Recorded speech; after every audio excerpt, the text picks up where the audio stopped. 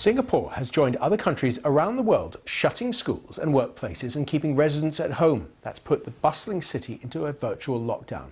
These stringent measures are the latest in the city-state strategy of containment, testing and contact tracing.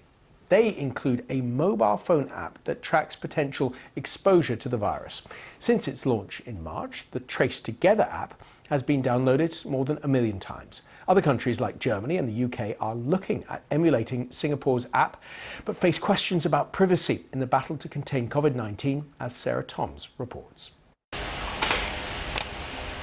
Sham and his partners at this special effects company are getting set for a tight month ahead as Singapore locks down even further to contain a recent spike in cases. But he feels some sense of security from an app designed to support contact tracing efforts in the event of infection. It's about taking responsibility for your actions as well, and for those around you, whether they're colleagues or friends. So the faster I'm notified, the faster I can get them out of harm's way. Singapore has been praised for its handling of the outbreak, and one of the government's tools is this app called Trace Together, which connects via Bluetooth to other users nearby.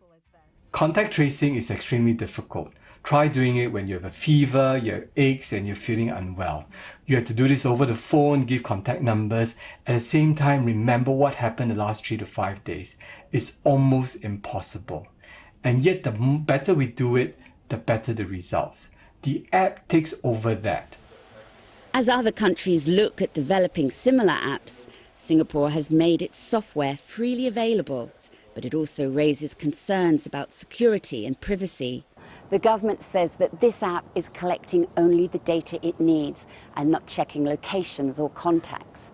If, however, I happen to get too close to someone infected with the virus for too long, the Ministry of Health will be in touch. Otherwise, the encrypted data will disappear after 21 days. Yeah, that's looking good. Can it come up Sham and his American business partner Paul feel that having the app outweighs concerns about security. To begin with, you wouldn't have social media accounts, things like that. And because we live in a small country, it wouldn't be difficult to find out anything about you if the government really wanted to. I feel that we're fairly well protected, but overall at this point I'm thinking it's more a benefit of the greater good. Security and privacy. Still, some security experts worry governments could use the data to spy on citizens and that companies could profit from an invasion of privacy. We have to strike the right balance. We do want to end the lockdown. We do want to combat coronavirus, but we don't want to pay such a high price of the kind that could change the way society works forever. Here in Singapore, people are generally in step with the government measures, whether it's temperature checks or the Trace Together app.